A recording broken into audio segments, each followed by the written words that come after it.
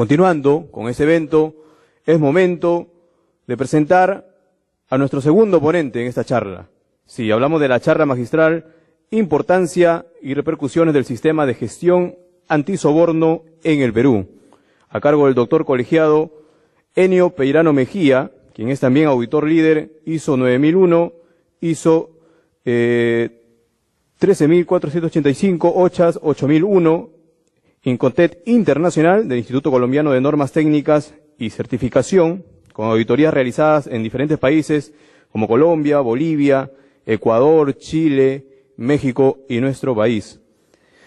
Presentamos ya a nuestro ponente, así que le brindo mi lugar para que inicie la charla magistral. Fuerte los aplausos al doctor colegiado Enio Peirano Mejía. Muy bien, buenas noches con todos. Bien, entonces, gracias por la invitación. Siempre es importante, digamos, trabajar esos temas ya, digamos, con un enfoque mucho más actualizado. Los alumnos de la especialidad se han quedado.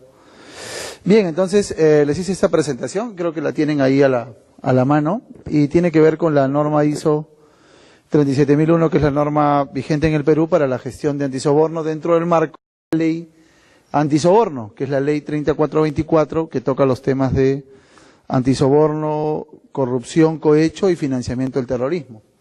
Entonces, cuando se estructura la ley, se menciona la frase de la gestión antisoborno, que, digamos, entraba en una fiscalización este año, pero a través de un decreto legislativo movieron, digamos, el momento de aplicación y se ha corrido para el próximo año. Entonces, a nivel público y a nivel privado, esta norma va a ser fiscalizable, digamos, como ley 3424, pero para efectos del soborno existen normas como estas. Y es la norma ISO 37001 que también la universidad va a empezar a entregar, digamos, esta especialidad, o dentro del marco de la maestría también se van a tocar estos temas, debido a que son riesgos para las personas dentro de las empresas. Entonces, lo que he traído aquí es, digamos, el resumen de lo que pide la ley y cómo es que se enfoca esta norma para ver cómo le damos un cumplimiento con respecto al soborno. No pretende tocar temas de corrupción, porque los temas de corrupción son mucho más complejos. De hecho, ahí les puse una presentación de cómo se maneja el tema de corrupción a nivel mundial, y el soborno entra como una de sus partes. A nivel de gestión pública, ya el Ministerio de Economía y Finanzas tiene contratado el proceso de certificación y el proceso de implementación de la norma. OMPE también ya lo tiene, ya hay varios ministerios que están entrando al modelo de antisoborno, y eso va a llevar a que en las licitaciones públicas comience a aparecer más la figura de tener una demostración de que sus empresas no están ejerciendo o están controlando el riesgo del soborno. Por ahí lo pidieron como certificación. Formalmente la ley 3424, cuando recién se emite, lo que pedía era que esto llegara hasta certificación. Y lo que pidió en alguna de sus partes, en alguna de las partes, era que INACAL, que era el instituto, o es el Instituto de Normas Técnicas en el Perú, regulara el proceso. Pero a través del decreto legislativo de este año, en enero, simplemente lo retiró y ahora no va a pedir esta certificación, pero no quita que en algún proceso público-privado aparezca el requisito.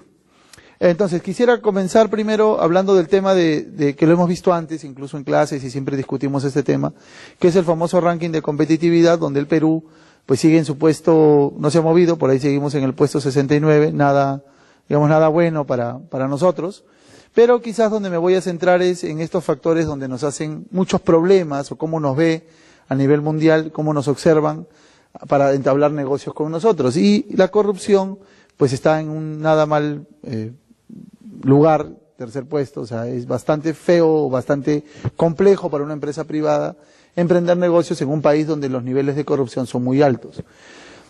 Y cuando se habla de corrupción a nivel de protocolos muy estrictos en Estados Unidos, o los que arman la lista Clinton, los que maneja la CIA y todas estas redes, ellos hablan de corrupción en estricto para todo, ¿no? Cuando digo todo me refiero a que hay personas corruptas, hay empresas corruptas y hay países corruptos. Y este es un poco el enfoque como ellos nos ven a nivel de competitividad. Eso quiere decir que las empresas, digamos, como una estrategia del negocio, deberían emprender políticas centradas en el tema de anticorrupción, siendo que el soborno es la manera, digamos, más común, entre comillas, de ejercer corrupción.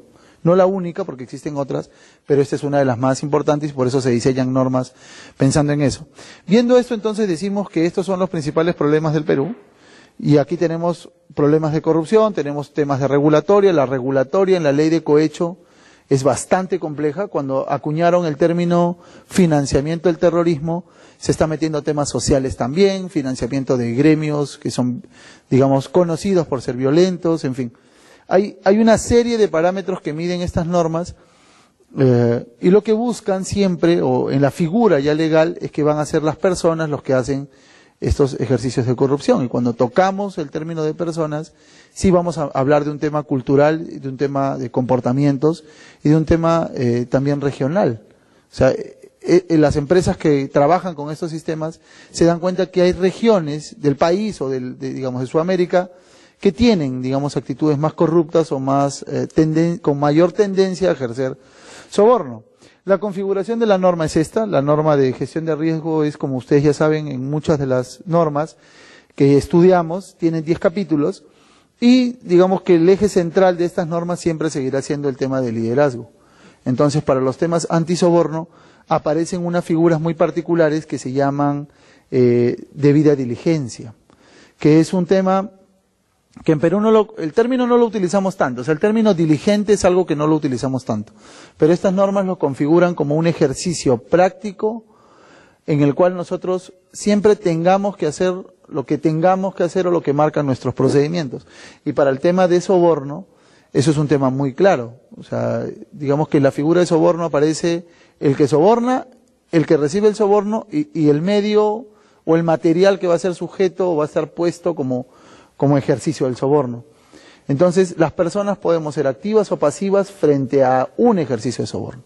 Y a eso se le llama debida diligencia. Y para eso hay que ejercer cierto liderazgo.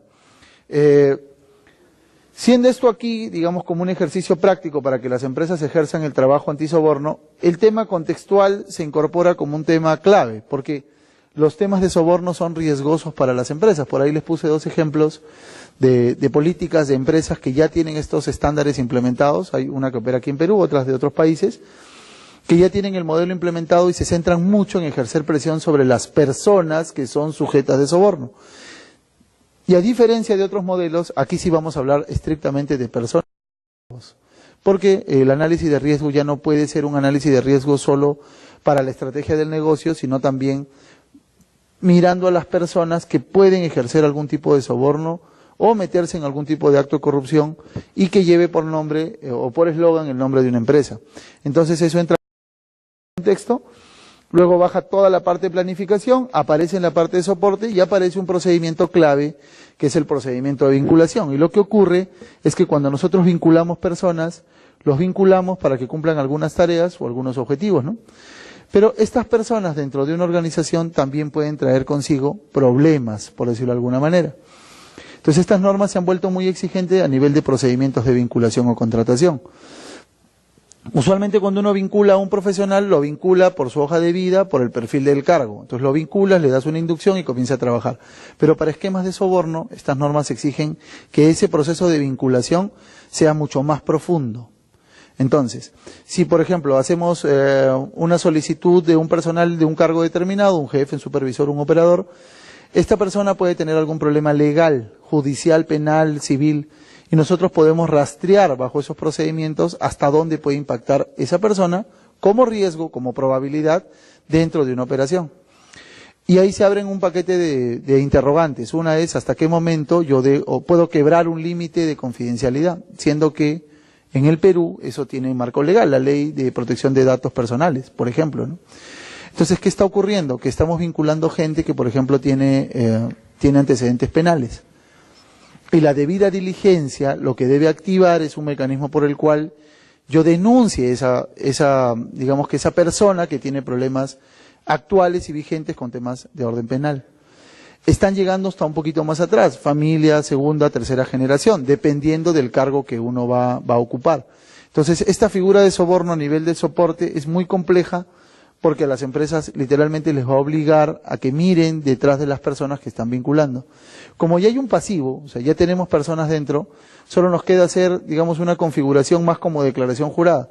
Pero cuando ya es vinculación o cuando es por contratación, sí nos toca la tarea de hacer toda esa búsqueda o información. Hay algunas redes virtuales, gratuitas incluso, que uno puede buscar a través de sitios específicos, en redes, buscar si estas personas han tenido antecedentes o problemas de orden civil o penal para los temas del cargo que van a ocupar. Entonces, eso aquí es bastante importante. Y lo otro es en el sector público, porque digamos que el trabajador público a este nivel sí suele tener mayor vinculación o suele ser más riesgoso o más probable que quiera entrar en una figura de soborno. Estos son indicadores básicamente a nivel de control de los riesgos de soborno que tengamos, y esta norma también promueve la actividad de mejora continua como un ejercicio, digamos, práctico. Esto cambia un poco la figura estratégica de un negocio, ¿no? Esta es la figura estratégica de un negocio, es digamos, normal, esto es una misión, una visión, tenemos todas estas estrategias organizacionales, y aquí se incorpora, digamos, el control del riesgo, que es el control del riesgo de empresa, objetivos, metas, programas y todo lo demás, pero aquí aparece la oportunidad de comenzar a gestionar los riesgos contra el soborno. Y eso tiene que ver con... ¿no se escucha? ¿Sí? Bueno, sí, mejor porque no veo muy bien. Ok, entonces, aquí aparece la configuración para hacer control del riesgo de soborno. Eso, ¿qué nos lleva a pensar? Que las matrices de riesgo de las empresas ahora se van a inclinar a personas. Eso va a llevar a que las empresas tengan, digamos, mayor, entre comillas, quejas del personal, porque también los vamos a analizar con la configuración de que pueden ser sujetos de soborno. O sobornar o ser sobornados. ¿Eso en qué cambia la configuración de cualquier sistema o cualquier empresa? Porque digamos, es el modelo administrativo. Lo cambia en el sentido de que cuando hagamos detección de alguna probabilidad alta de que hagan soborno, es que vamos a hacer. O sea, cómo vamos a actuar. Y ahí aparece la famosa opción de trabajar el proceso legal. Como nosotros, digamos, dentro de una empresa no somos estrictamente fiscalizadores, no somos policías, no somos abogados fiscales, aparece la opción de que aquí aparezca un proceso de soporte legal que sea el que mueva esa debida diligencia.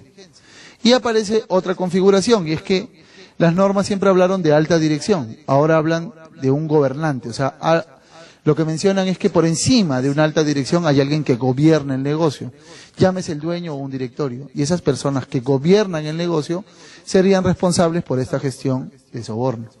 Pero para eso hay que conocer, digamos, muy a fondo el proceso.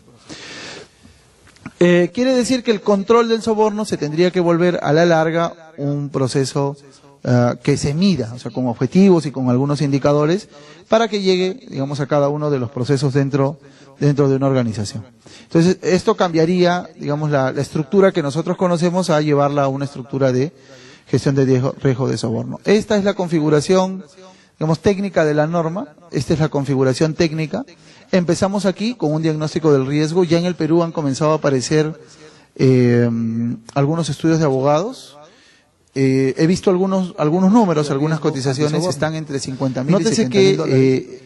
Vamos a necesitar el proceso legal más bien cuando querramos levantar un proceso de debida diligencia, cuando hagamos detección. Antes la norma no lo prevé. Esta es una norma muy pegada a los temas de gestión, no prevé este esquema legal solo como debida diligencia, pero digamos que ya está ocurriendo, hay algunos estudios de abogados que están entrando a este tema más o menos con esos números, y sus entregables son básicamente estos. Te hacen un diagnóstico de riesgo, abren un poco el expediente de cada uno de los trabajadores, revisan cuál es su posibilidad o su probabilidad de riesgos, digamos, generan directrices para que Recursos Humanos haga visita a casa, vea cómo es que son las condiciones socioeconómicas de las personas y tal, para que tengan un diagnóstico rápido. No se meten por el tema de drogas, narcotráfico, por ese lado casi no van, más bien van por el lado de esa probabilidad que tengan de ser sujetos de soborno, sobornar. Se generan todos los datos, se definen y se implementan procesos y procedimientos que son, digamos, muy de gestión, pero donde la palabra debida diligencia o la gestión de debida diligencia aparece constantemente, porque puede haber soborno financiero y no financiero. Y eso lleva a pensar de que un regalo, una dádiva, puede configurarse como un soborno. Incluso la oferta se considera se considera como un posible soborno. Capacitación al personal, esto es muy abierto, esto es un right to know, esto es un derecho a saber muy grande, esto hay que explicarlo mucho a los trabajadores, decirles que ellos pueden ser sujetos, cómo actuar cuando ellos, digamos, se encuentren en una situación de estas, que alguien lo quiera sobornar o le haga un ofrecimiento, qué hacer, porque esa es la gran pregunta. Como norma técnica peruana ya existe en el Perú, por ahí les puse el pantallazo de que ya está como norma técnica peruana. El comité técnico en el Perú lo lideró la CAN, la Comunidad Andina de Naciones, y también estuvo el Poder Judicial. Y el Poder Judicial está perfectamente enterado, ellos saben que no van a cambiar todo el esquema de soborno que puede haber en un país, pero es un gran aporte preventivo. Entonces, en términos de capacitación hay que conversar mucho con el personal con respecto al qué hacer cuando uno está en medio de esa situación, que digamos es muy probable. Esto va de menos a más y va desde la plana inferior. Hay casos, por ejemplo, de choferes que sobornan a policías y entra como soborno de empresa, se vuelve complejo. Aparece el monitoreo, las preguntas para el final, por favor. Entonces, aparece el monitoreo, investigación de causas de fraude, robo, soborno, en fin. Esto comienza a aparecer aquí la posibilidad de investigar y aquí se utiliza el balance legal, ¿no? Se utiliza todo el esquema legal, se produce una remediación y aquí utilizamos el mecanismo legal en el Perú. Eso nos lleva a pensar de que hay empresas hoy, altas direcciones, están ejerciendo presión sobre los trabajadores para generar denuncias por soborno. Y ahí lo vamos a ver en las políticas antisoborno. Y es que cuando usted arma la política antisoborno va a enmarcar algunos criterios de sanción también. Y si un trabajador entra en el proceso de soborno, pues hay que abrir el proceso sancionatorio aquí. Entonces, si nos quedamos callados, es ser pasivo ante una cuestión de soborno y podemos ser sujeto de denuncia, ¿no? Esto lleva a pensar que el soborno tiene un concepto y el concepto es este. Incluso una oferta, una promesa, te prometo que al final, cuando ya ganes, yo te voy a dar un dinero, un hotel, un viaje, eso es. Entrega ya física, aceptación o solicitud de una ventaja indebida de cualquier valor, que puede ser de naturaleza financiera o no financiera. ¿Sí? Este tema no financiero fue motivo de una discusión porque siempre alineamos el tema del soborno a dinero. Pero puede ser una dádiva, puede ser un viaje, puede ser una compensación, puede ser trabajo para un familiar, en fin. Indirectamente o directamente esto en el gobierno se configura porque no contrata uno hasta segunda generación o tercera generación, o indebidamente de su ubicación o en violación de la ley aplicable, como incentivo para que te motive a, o una recompensa porque ya lo hiciste, para que una persona actúe o deje de actuar. Ser pasivo ante una cuestión de soborno te puede llevar a un problema legal, ¿no? Y estos son los tres elementos del soborno. Está el sobornador, que es una persona, está el sobornado, que es una persona, y aparece el hecho material, que es, digamos, la cuestión que va a estar como medio del soborno, como la promesa. Este tema, por ejemplo, en la OMPE, se profundizó mucho, porque estamos hablando de que hay un tema de personas aquí detrás. Entonces hay cosas que uno ya las hace por costumbre, incluso ya lo tienen dentro de sus matrices de gasto, gastos administrativos, gastos comerciales, gastos de representación, que finalmente están siendo parte de sobornos.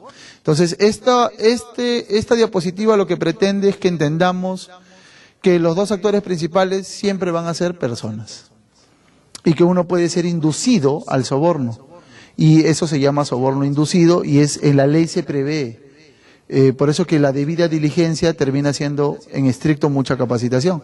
O sea, si una persona está siendo sujeta de hostigamiento o presión para ser sobornado, lo tiene que denunciar. La estadística mundial muestra que las personas usualmente son pasivas ante eso, o sea, no quieren denunciar, quieren más bien esperar que el hecho pase.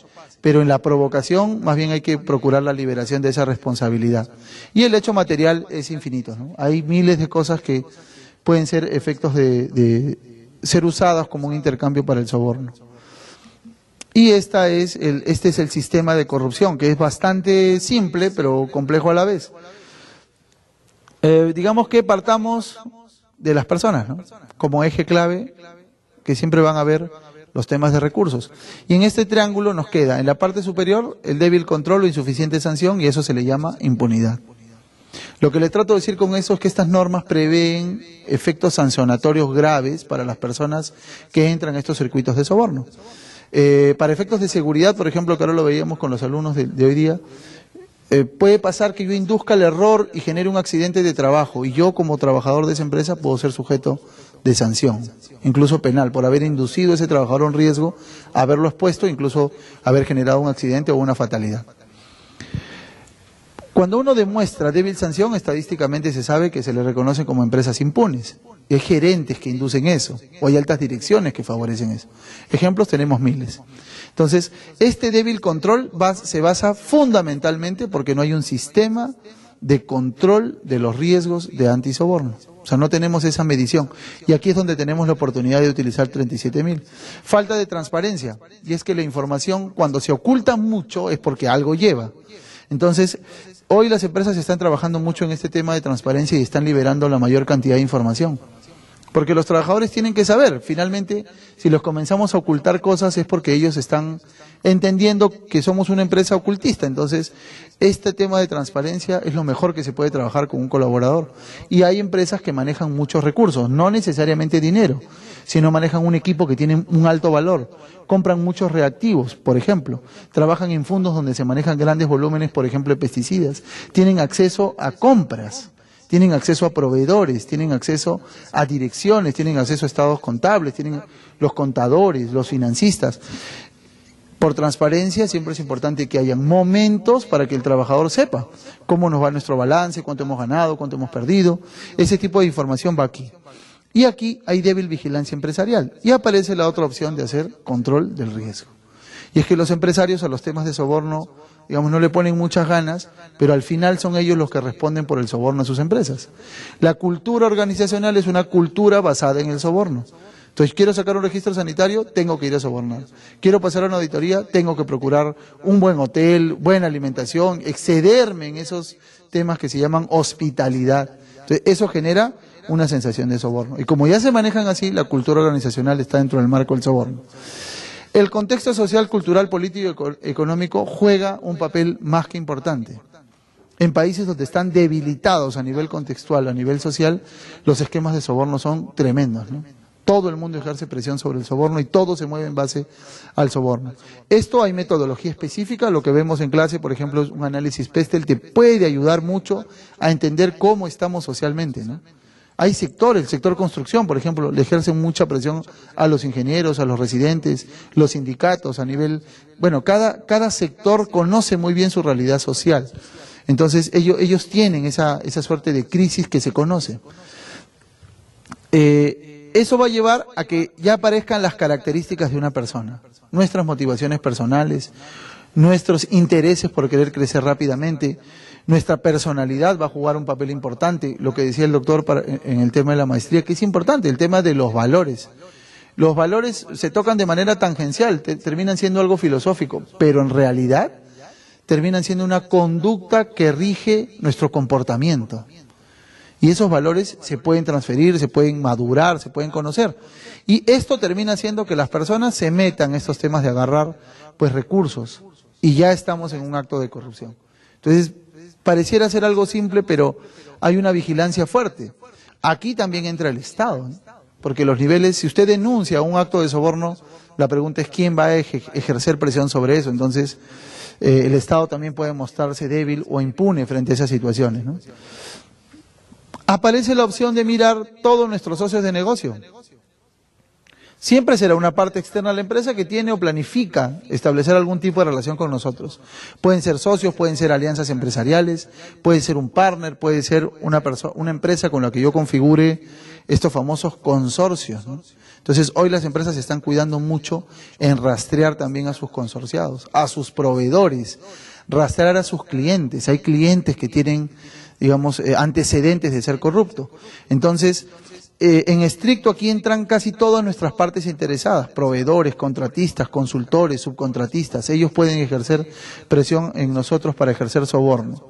Esta es la ley en el Perú con respecto a la política nacional de calidad que está vigente en el Perú, que está se vigila, digamos, a través de PCM, y hoy hay políticas públicas muy estrictas sobre cumplir con estos temas. Y estas situaciones nos llevan a pensar en el término de competitividad. Como dijimos en la primera, en la segunda y tercera diapositiva, estos temas apuntan a favorecer a la competitividad de un negocio. Y ya hay empresas, hay bancos que están pidiendo, por favor, mándeme sus matrices de riesgo de soborno. Porque lo que quieren es quieren vigilar cómo es que las empresas están cuidando estos riesgos de soborno. Esta es una política del Perú vigente, esta es una ley que está vigente en el Perú y se utiliza y la seguiremos utilizando para garantizar la productividad y la competitividad del negocio. Así que el tema de soborno también va por ahí. Son grandes cantidades de dinero. La última estadística muestra que en solo un año en todo el mundo se hacen transacciones por 30.000 millones de dólares en temas de soborno. Eso es muchísimo dinero que se está moviendo a niveles, digamos, por debajo de la mesa, ¿no? Por decirlo así. Y esta es la norma en el Perú. Perú fue muy rápido en actualizar esta norma. Ya existe como NTP, este es el pantallazo de la página de INACAL, este es el valor, cómprenlo en original, no le saquen copia, para evitar cualquier problema. Y con esto ya ustedes pueden comenzar a hacer gestión de conocimiento, transferir conocimiento, hablar con sus colaboradores, porque el Perú ya le puso una cara frontal a la norma técnica peruana como la norma 37.001 para hacer gestión de riesgo. ¿Cuáles son los objetivos de esta norma? Es una norma de requisitos, es una norma certificable, es una norma que llega hasta el proceso de certificación. En el Perú todavía no existe de las 17 casas certificadoras, solo hay una casa certificadora que ha dicho que sí va a certificar esta norma. La estadística mundial lo que dice es, por lo menos, la estadística que tiene de México hasta Chile, más o menos, lo que dice es que las casas certificadoras no quieren llegar hasta certificar la norma porque obviamente cuando uno hace auditorías en los esquemas de antisoborno, te estás exponiendo a que dentro de la organización haya una mafia que genere presión contra ti. Y hay antecedentes de hostigamiento, daños, incluso ya cuestiones un poco más complejas a nivel de persecución, amenaza, para ejercer presión sobre aquellos profesionales que trabajen en estos temas. Entonces esta casa certificadora dijo, yo sí voy a llegar a esta certificación, y hay muchos estamentos del Estado, hay un par de gobiernos regionales y unos 5 o 6 direcciones de ministerios que van a entrar. Uno de ellos es el MEF. Ellos, en la página del MEF, ustedes encuentran todo porque es muy transparente. Las empresas que trabajan en soborno son empresas muy, muy transparentes, donde se pueden ver cómo van a armar el sistema antisoborno, que es básicamente siguiendo la norma. Entonces, aplica a todos los sectores públicos y privados, pueden ser ONGs también. El soborno sigue siendo, digamos, una estructura como parte de la organización. Aquí los grandes ganadores son el personal, porque van a llevar entrenamiento específico sobre estos temas, dependiendo del puesto donde estén. No subestimen, no lo subestimen. Yo he visto casos, yo no hago auditorías en antisoborno, porque yo todavía quiero seguir viviendo, pero es un tema ahí bien complejo. Pero he visto casos, por ejemplo, de muchachos instaladores. Entonces venden el cobre, trafican los cables, cuentan los números de teléfono de los ingenieros, dan los datos específicos y a veces por una propina o por una dádiva o por un regalo, ¿no? Y eso es importante, es para todos. Esto no es un tema, esto es un derecho a saber, digamos, ¿no? Es parte de los socios del negocio por el tema del gobernante. El personal, digamos, es beneficiado de esto y existe el soborno directo e indirecto, ¿no? Este tipo de sobornos es complejo, el indirecto va a venir a través tuyo, tú no vas a ser el que hace la negociación, pero llega a través tuyo, utilizan tu nombre, eso también pasa mucho. Por ejemplo, le dicen a los chicos, el ingeniero me ha mandado a que le pida, entonces, la doctora me ha dicho que este registro sanitario, utilizan nombres, eso es bastante común. Por ahí hace unos días me preguntaban en una reunión si los polígrafos sirven. Ya estas normas no lo prevén y el polígrafo en estricto no sirve. O sea, el polígrafo te sirve para generar una tendencia dentro de tu empresa y saber quién tiene probabilidad de estar mintiendo sobre algún hecho específico. Pero para emprender una denuncia o hacer debida diligencia, el Perú no lo maneja así. De hecho, la consulta con los estudios dicen, los estudios de abogados no utilizan eso como un medio probatorio. Así que más bien no hostiguen, ¿no? Sino esto es más bien un tema abierto. Entonces la norma es solo para soborno, y en esto hay que ser específico. Esta norma solo habla de temas de soborno. Por ahí en una licitación para una construcción de una carretera, Provías pidió una certificación para corrupción y mencionó esta. Y esta norma solo toca temas de soborno. La ley 3424 es la ley ya que toca temas más amplios, cohecho, corrupción, financiamiento del terrorismo y todo lo demás. Pero esta norma es solo para el soborno. No trata específicamente temas como el fraude, manejo de carteles, antimonopolio, ese tipo de cosas quedan, digamos, en paralelo. Pero ustedes pueden tener eso. Y nótese que para cada uno hay un sistema. VAX para los sistemas de, por ejemplo, cadena de suministro, ISO 28000, cada una tiene también su control. Esta es la estructura. Igual en términos de gestión les queda siempre el PHBA como una estructura. Compromiso organizacional, eso sigue siendo un patrón, liderazgo del que ya hemos conversado, aplica un alcance de certificación, usualmente es toda la cadena de valor de la empresa la que entra al proceso de certificación, queda toda la parte de planificación de riesgos, aquí es donde se hace el análisis de riesgos por personas, persona y cargo. Recuerden que el soborno lo hacen las personas, entonces es persona y cargo, se hace el análisis de riesgo, hay personas más susceptibles, llevan entrenamiento para comportarse de alguna configuración, aquí abren la teoría de los 4 ojos, digamos, si a mí me invitan a una reunión, entre comillas, para conversar de una especificación técnica de una máquina, por ejemplo, y yo, en mi experiencia, pienso, calculo que puedo ser sujeto de soborno, mis 2 ojos no van a estar ahí, me llevo uno más para que la teoría de los 4 ojos sirva y él también sea vigilante de eso. Entonces, ahora las reuniones en las empresas que manejan esto son muy abiertas, ya no hay nada secreto, aquí cuesta decirlo, pero en el Estado este tipo de cosas van a costar muchísimo, porque a veces va un solo inspector y se asume que ese inspector puede ser sobornado, ¿no? Entonces, por la teoría esta de los 4 ojos tendrías que ir 2 inspectores, entonces ¿quién va a pagarle al otro, ¿no? Y es un problema, realmente es un problema, se requiere de un tema de recursos. Bueno, en el hacer nos queda la competencia, lo que hablamos de recursos humanos, todo el tema logístico, comunicación, todas las matrices de comunicación, esto requiere una planificación de procedimientos también, y nos queda todo el tema de seguimiento, que básicamente se centra en los planes de control para aquellas personas que son riesgosas al soborno. Nos queda un esquema de auditoría interna, como cualquier sistema, revisión por la dirección y una revisión del CD o del consejo directivo que vendría a ser el gobernante, el que está arriba, digamos, ¿no? Y hay una gestión de acciones de mejora también, como no conformidad y secciones correctivas. La evaluación del riesgo lo que persigue es identificar el riesgo del soborno, quiénes son, analizarlos, evaluarlos y aparece una opción de priorizarlos. No todos, digamos en términos de soborno, nos podemos librar de un ejercicio de soborno. Podemos ser víctimas de un acoso, por ejemplo. Entonces, esa evaluación nos lleva a una priorización. Porque yo puedo ser un jefe logístico y hago transacciones por encima de 50 millones de dólares, por ejemplo. A mí me van a poner prioridad antes que, digamos, a una persona que tiene un riesgo donde la transacción solo va a mover 5.000 soles. Y las empresas asumen eso. Entonces hay una priorización que básicamente es financiera, ¿sí? Se evalúa las acciones o los controles, esto funciona exactamente igual que cualquier control de riesgo. Identificamos, ejercemos controles, acá hay mucha transferencia. Hoy los abogados especialistas en temas de soborno están teniendo, digamos, más oportunidad laboral porque son ellos los que generan la mayor cantidad de controles. La mayoría son legales, ¿no? O sea, en mis políticas expreso esto como si alguno de ustedes es sujeto de soborno o es sujeto de un intento de soborno, por favor toque la línea roja, le llaman red line, le llaman hotline, le dicen una consulta en línea que usualmente es anónima, le contesta a alguien que conoce de leyes y usted le dice, mire, he hecho alguna transacción y me están invitando, me dicen que tengo que viajar, me dicen que me van a pagar un viaje, me van a dar, digamos, un regalito por alguna gestión que yo voy a acelerar o dejar de acelerar. Entonces, ya en ese momento, ese proceso que usualmente es legal, abre las puertas para hacer esa gestión. Y si yo no hago eso, puedo estar metido en un problema, ¿no? Porque la idea es no provocar fallas, o sea, la idea no es tentarle al trabajador para ver si él denuncia, sino la idea más bien es proactiva, ¿no? Regulamos, gestionamos todos los cambios a través de alta dirección para ver qué podría ocurrir.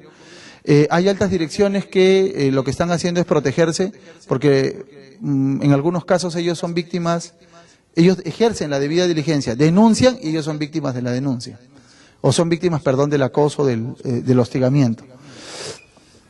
Y obviamente esto va a generar registros por todos lados. Los registros son de orden legal también, o sea, hay que proteger todo el tema porque pueden haber datos confidenciales. Esta es la evaluación de riesgo de soborno. Se determina a qué le vamos a hacer gestión de riesgos, a qué parte de los procesos le hacemos gestión de riesgo, qué medidas emprendemos para tratar el riesgo, cuáles son nuestros objetivos en la empresa, por ejemplo, cero soborno, por ejemplo. Aparecen los procesos de contratación de las personas, lo que les decía, ejercemos contra ellos una toma de conciencia y les damos formación e implementamos controles. Esta es la evaluación de riesgos en global. Con esto usted puede sustentar ante el Estado peruano que está haciendo gestión de riesgo y usualmente son unas matrices de riesgo donde van todas las personas, sus cargos y su probabilidad que tienen para generar un problema en la empresa y cómo es que se les está dando tratamiento y registros. De hecho, ya hay un par de casos en Perú, por lo menos que yo conozco, que los trabajadores que han hecho la denuncia les han pedido capacitación. O sea, la policía le dijo, ¿usted fue capacitado? ¿Le explicaron qué era esto? Si usted dice no, pues, si usted dice sí fui entrenado, sí conozco y sé que iba a cometer un error, ahí la cuestión es un poquito más peligrosa, ¿no? Ejemplos. Se fueron mis asistentes, les voy a mostrar unos ejemplos de políticas de antisoborno. Esta es de una empresa conocida en el Perú, ¿sí? Esto es tan transparente que lo bajé de la página web de ellos, o sea, aquí no hay nada de secreto para los temas de antisoborno. Entonces les queda todo lo que va a ocurrir en estas empresas, ¿sí? Para esquemas de antisoborno. ¿Sí? Cumplir con, y usualmente viene desde alta dirección, siempre, ese es un patrón, digamos, en estas empresas, ¿no? ¿A quiénes se aplica estas? A todos. A todos. O sea, ellos no escatiman en controlarlos a todos. Tienen una configuración de qué soborno, usualmente a esto, y ponen algunos ejemplos. Por ejemplo, ellos dicen ofrecer, pagar, ¿sí? Implementar, inducir a un funcionario público, inducirlo, solo inducirlo ya es.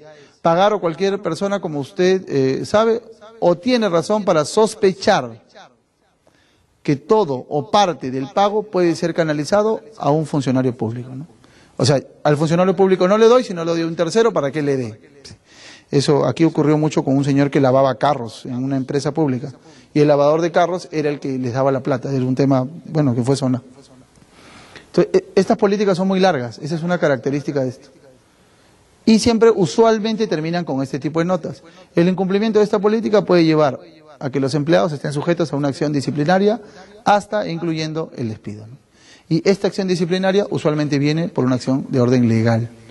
Entonces, cuando vinculan a los trabajadores, les dan estas políticas. Le dicen, esta empresa funciona con cero soborno, entonces, ¿te sometes o no? Y ellos ya cumplieron, digamos, con su tarea. Esta es una empresa mexicana.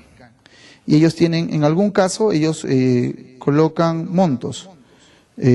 Usualmente lo alinean a temas de ética, ¿sí? Y comienzan a ejercer toda la divulgación, ahí están todas las políticas, y usualmente colocan dinero cuando van a hacer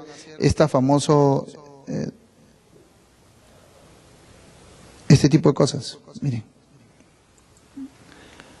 no vamos a ofrecer o aceptar cualquier dinero o cualquier otro tipo de beneficio, regalo o entretenimiento que se extienda más allá de las cortesías sociales básicas. Tales cortesías sociales deberían limitarse a los objetos de un valor nominal no mayor a $50 o su valor en moneda nacional, así como, tal, se acabó. Y hay un formulario o un registro donde se colocan los gastos de representación, es muy al detalle. Entonces, si una empresa lo tiene $50, digamos, mensualmente, ese es, digamos, dentro del marco de una cortesía. Un brindis, por ejemplo, no tomarnos un champán, una copa de vino, se acabó. Lo que excede eso va a ir al registro, ¿no? Entonces, estas empresas sufren mucho porque a veces estuvieron muy acostumbrados a los temas de los regalos, ¿no? Entonces, habían grandes presupuestos para llevar, no sé, por ponerles un ejemplo, médicos, ¿no? Entonces les pagaban supuestamente un congreso en París. Entonces el médico le decía, bueno, gracias, pero yo soy casado y tengo 3 niños. No se preocupe, doctor, lleve a todos. Entonces el médico terminaba, no sé, en París haciendo turismo, no había nada, y finalmente fue motivo de un soborno, porque él era miembro de un comité técnico para hacer una compra, por ejemplo, de un equipo de alta especialidad. Entonces, ese tipo de cosas las ven. Empresas muy grandes tienen $100. No he visto más de $200. No lo he visto. Incluso hay empresas que tienen $200 en un año. Entonces, no sé, al jefe de logística le regalan una botella de whisky y un pavo y 2 canastas para Navidad. Eso excede los $200, simplemente lo ponen en el registro y lo sortean entre todos. Es muy transparente. Y a veces cuesta, porque a veces uno es el de logística y a ti te llega el regalo, entonces tú ya aseguras el pavo de Navidad, pero lo que no sabes es que te vas a meter en un tremendo lío si continúas con esto. Bueno, este es el órgano de gobierno, esto es lo que les decía, esto está por encima de lo que puede ser alta dirección y ellos son los responsables de hacer todo esto.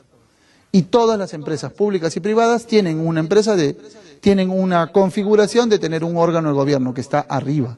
En el Estado incluso lo han metido a PCM, ¿no? Han dicho, ustedes son los que nos gobiernan, ustedes responden. Pero la verdad es que por nivel de autoridad yo asumo esto también, ¿no? Entonces, el grupo o órgano de gobierno tiene responsabilidad y autoridad final. Hace la gobernanza del negocio, ¿no? Entonces, en el público y en el privado usted identifica quién es el órgano de gobierno. Y esto es lo que le decía del proceso de contratación, que es el más complejo, ¿no? Ahí aparecen algunas quejas, entre comillas, porque sí están yendo asistentes sociales o están yendo jefes de recursos humanos a las casas de los trabajadores, a hacer una suerte de inventario, entre comillas, social de esos trabajadores, para ver, por ejemplo, cuántos televisores tienen, qué carros tienen, qué marcas de carros tienen, cuáles son sus niveles de comportamiento social, si tienen club, qué club. Entonces van viendo el comportamiento en unas matrices de riesgo. Entonces, pasé de tener un carro a tener pues 3 carros, pasé de no tener un club o irme a la playa, como cualquier mortal, a tener no un club, sino tener 2 clubs. Entonces mi comportamiento social, mis viajes, mis vacaciones antes eran Chincha, Pisco, Ica, ahora mis viajes son al sur, pero digamos me voy a Argentina, me voy a Chile. Entonces ese tipo de comportamiento lo analizan. No quiere decir que todo el que llega a eso está haciendo un acto de soborno, pero si está identificado como un potencial, digamos, de ser sobornado o ejercer soborno, sí lo van a investigar a través de procesos internos. El problema que está teniendo ahorita el Estado es con el pasivo. En la ley Servir se han generado sanciones específicas. Los que trabajan en el sector público, Servir está ejerciendo políticas públicas específicas para esto también. A nivel de entrenamiento hay que dar algo de entrenamiento. Y lo otro que he visto es en el modelo de control interno que marcan para los organismos públicos. El sistema de control interno de los organismos públicos tienen requisitos específicos para estos riesgos. Y lo que yo les recomiendo, por lo menos en los organismos públicos, es que pidan capacitación. O sea, no se queden sin ser capacitados específicamente sobre los riesgos de soborno. Ya les digo, todos tienen esa posibilidad. La probabilidad, algunos más que otros, pero todos pueden ser sujetos. Entonces, aquí la cuestión es revisar muy bien a los que vamos a vincular. Redes gratuitas existen. Ustedes pueden visitar las páginas, por ejemplo, como la lista Clinton, que es hasta cierto punto es gratuita la lista Clinton, se escribe como el nombre del presidente Bill Clinton, porque él fue el que la creó, y hasta cierto punto es gratis. De ahí para un momento ya te cobran. Pero por lo menos te sale, tú pones Enio Peirano y te puede salir, no estoy, ya me busqué, pero y sale Enio Peirano, entonces ha estado metido en problemas de corrupción, ha estado metido en drogas, ha estado metido en tal, sale. Y hay homonimia, y hay muchísima homonimia, bastante. Hay muchos latinos, casi la mitad de la lista de Clinton son latinos y la otra mitad son, digamos, del lado más occidental, bueno, África, Oriente, por allá, ¿no? Medio Oriente, en fin. Esa es gratuita, por ejemplo. Hay páginas de la CIA también, hay el Blue Book, aparecen información. Casi empresas no aparecen, aparecen personas, ¿no? Y esta es la famosa debida diligencia, ¿no?, de la que ya hemos conversado, ¿no? Es complicado, pero si lo van a hacer, armen el procedimiento de debida diligencia y siempre sopórtense en el área legal.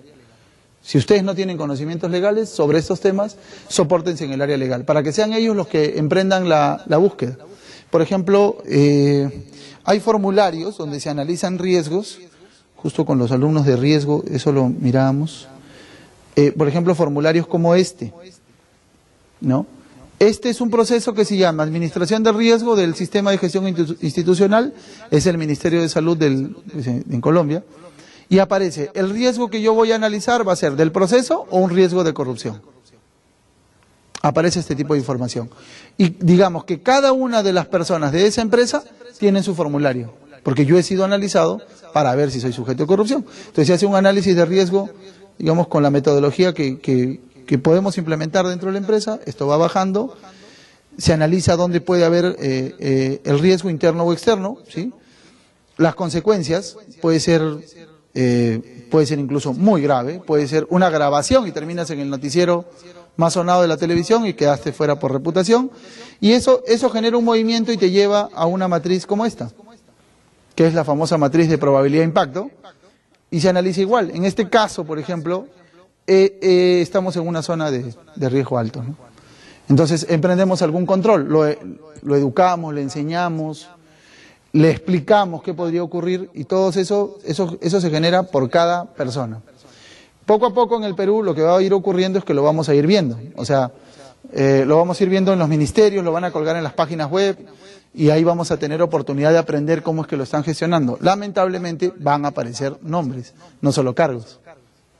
Pero fijémonos, por ejemplo, en nuestro alcalde, para saber cuál es el nivel de riesgo de ser sobornado.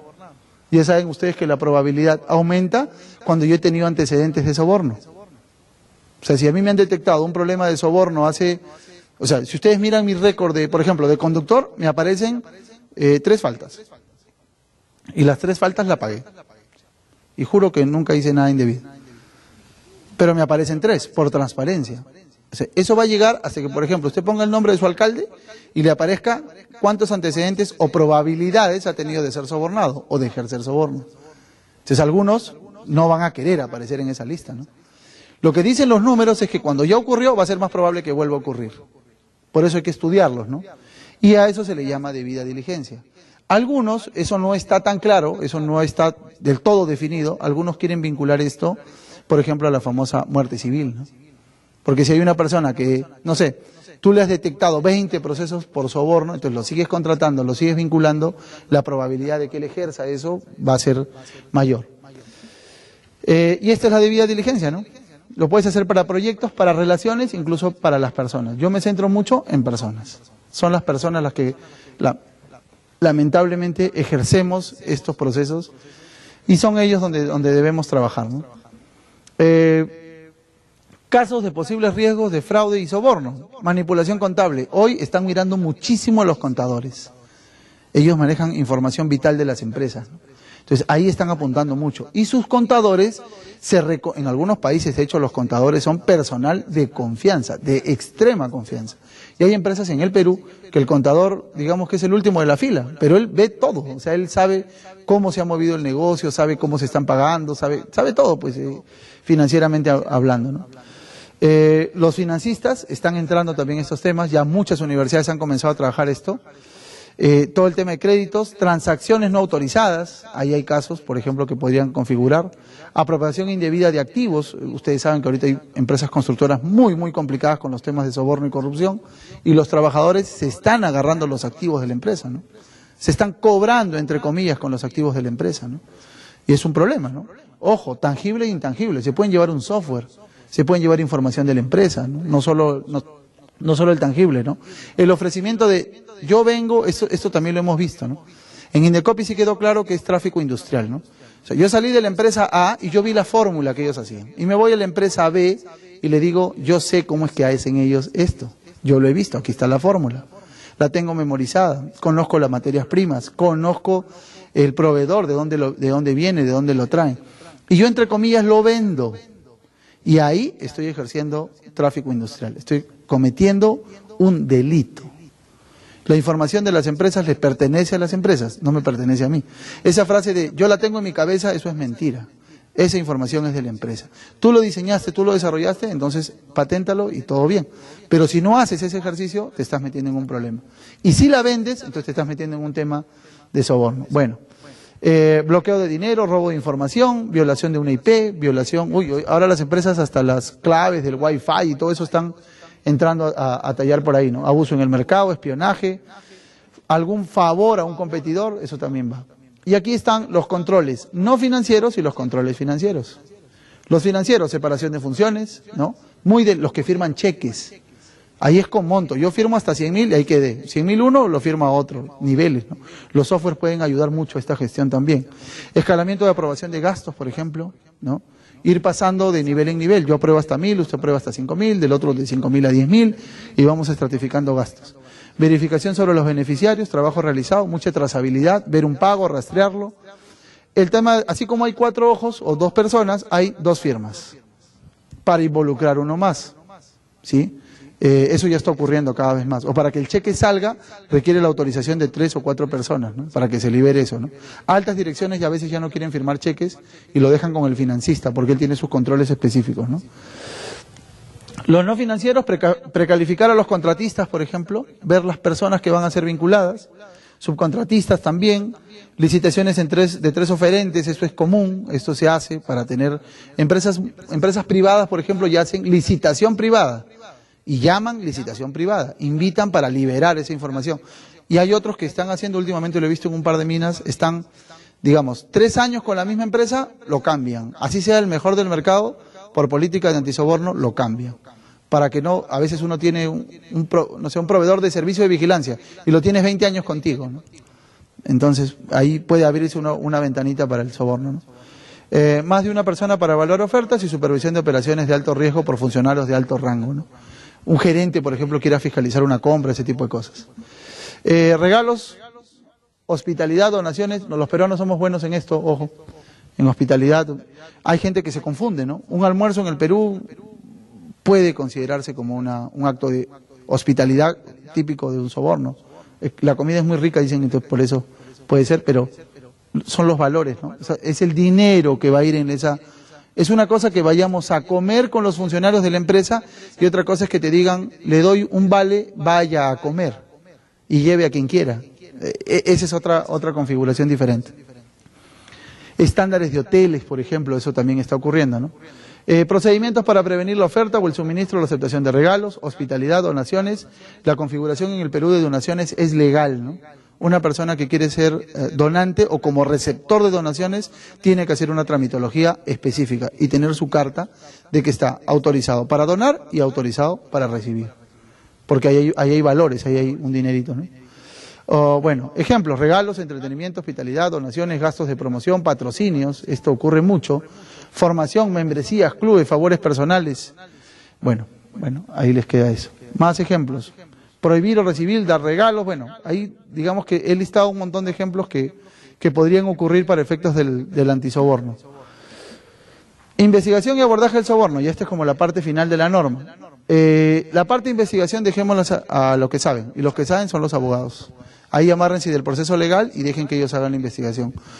En México hay muchos casos de profesionales que, digamos, no abogados, que se han metido al tema de investigación y han tenido problemas, ¿no? Han tenido problemas de orden, digamos, físico, hostilidad, hostigamiento, en fin. Evaluación cuando sea apropiado, requerir medidas apropiadas para que se haga investigación del soborno o el incumplimiento de las políticas de antisoborno. En esto sí nos podemos centrar, ¿no? Ser muy, digamos, confiados que las políticas están vinculadas a temas éticos y no podríamos estar ejerciendo descontrol, ¿no? Empoderar o facilitar a los investigadores, usualmente le dan poder para que el estudio de abogados haga el ejercicio. Requerir cooperación, en esta parte ya hay momentos en que entra la policía, ¿no? Aquí ya entra la policía en el tema de cooperación, ¿no? Requerir del Estado los resultados de investigación. Si tú no denuncias, no puedes exigir, digamos, una copia de eso, pero hay que ser vigilantes con respecto a eso también.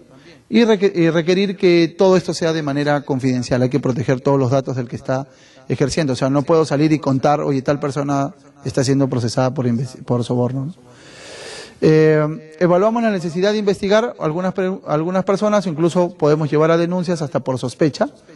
Hay que comprobarlo, esto es la parte, digamos, legal, y hay que hacer ejercicios prácticos para que la gente no sienta de que por denunciar va a ser, digamos, entre comillas, denunciado internamente como un chismoso o una persona que está contando eso, ¿no? Ahí las asistentes sociales juegan un papel clave, ¿no? Ellas son las que vigilan eso, ¿no? Que las personas no se sientan denunciadas por nada también, porque puede haber confusión o inducción, ¿no? Y esta es la revisión del órgano de buen gobierno, ¿no? O sea, el buen gobierno hace posible que todo esto se cumpla. Ver dónde hay no conformidades, ver el resultado del seguimiento, ver los reportes del soborno, cómo van las investigaciones, cómo está el control de riesgo, financiarlo. Ellos son los que van a pagar finalmente por estas matrices. Y esto es en el nivel más alto, ¿no? Todo esto queda dentro del marco de una norma ISO, porque ISO 37001 es una norma, digamos, de gestión certificable, pero existe una norma que es la norma de cumplimiento, que es la norma ISO 19600. Entonces las empresas están configurándose para darle soporte a su buen gobierno o al cumplimiento de sus directrices preventivas. Todo esto es eminentemente preventivo. El Estado peruano lo ha dicho, lo han dicho los expertos en el tema de soborno. No pretendemos que la corrupción se vaya a cero, lo que sí pretendemos es aunarle un perfil de comportamiento de riesgos contra las personas. Todos somos sujetos de estas situaciones, entonces esto le aporta al buen cumplimiento. Obviamente le apunta a la transparencia y la sostenibilidad del negocio. Ser transparente sobre los temas del soborno va a favorecer siempre a las empresas. Digamos que es un tema de compromiso también. Ya con esto usted se hace más competitivo. O sea, en el mercado queremos tener socios estratégicos que no sean corruptos o que no estén dentro de ese marco del soborno, y lo que van a hacer siempre en el sentido preventivo es darle cumplimiento a todas sus políticas privadas sobre el ejercicio del antisoborno. Los beneficios entonces serían maximizar ganancias, porque los que no hacen esto están perdiendo platita por goteo, y créanme, hay mucha plata metida en esto. Crea una cultura antisoborno, un compromiso de las personas con respecto a esto, crea una ventaja competitiva. Tener una certificación de eso, me imagino, es algo súper.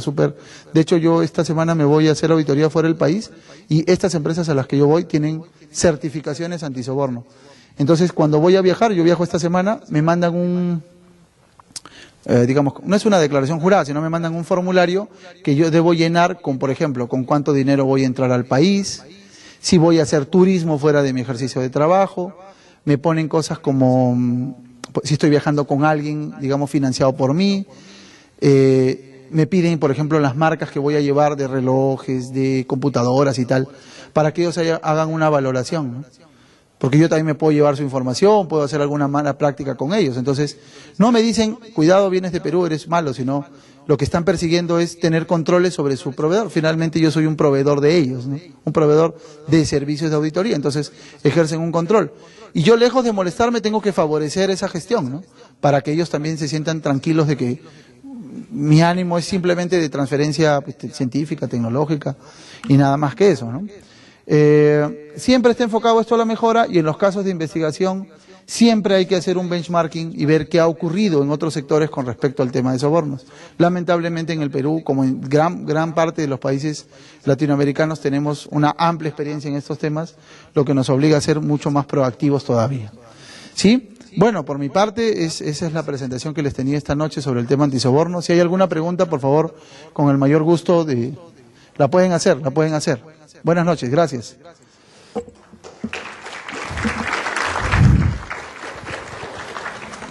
Muy bien, merecidos aplausos a nuestro ponente en esta noche, en esta charla magistral.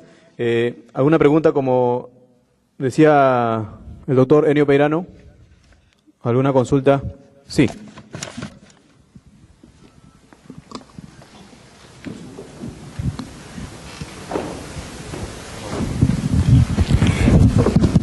Buenas noches. Sí, una consulta. ¿Hay obligación, de cierta forma, alguna obligación legal a las empresas del Estado de formalizarse o exigir la norma de 37.001? Sí, o sea, no dicen ISO 37.001, no lo dicen. Okay. Lo que dicen es que tiene que haber un sistema de prevención de riesgos del soborno, cohecho, corrupción. Entonces, ya se menciona esta norma como un elemento técnico para utilizarla, pero formalmente no lo dice. Formalmente no lo dice. Entonces, si quiero demostrar que estoy en mi empresa pública o privada, estoy haciendo gestión antisoborno, estas normas ya tienen todo configurado. O sea, mejor dicho, no inventemos nada porque ya lo tienen ellos, pero solo toca soborno. Para los temas de corrupción existen otros mecanismos, pero en el sector público utilicen el sistema de control interno del Estado, porque ellos tienen de sus 8 principios, tienen uno que aborda este tema, pero no lo va a encontrar. En algunas licitaciones públicas lo pusieron alguna vez, que la empresa postora tenga certificación ISO 37001, lo pusieron, pero las empresas observan las bases, entonces dicen, no existe, no hay, no tenemos, es de pocos, no es de todos, entonces lo han sacado. Lo que sí piden, y van a seguir pidiendo, es demuestren que tienen un sistema de prevención de riesgos antisoborno. Entonces, usted puede aplicar la norma y no certificarla, pero ya se ayuda con eso, ¿no? Es una norma eso es una norma británica, vino de una norma británica, eso es una norma que ha demostrado buen comportamiento en el tiempo, ¿no? Entonces, no lo dice, esa es la respuesta, y lo otro sí hay que tener un sistema de antisoborno, ¿no? Muy bien. ¿Más preguntas, por favor? ¿Preguntas? ¿No hay más? Muy bien. Entonces, va a ocurrir el sorteo, ¿no? De los libros. Muy bien. Gracias, gracias. Buenas noches. Nuevamente los aplausos a nuestro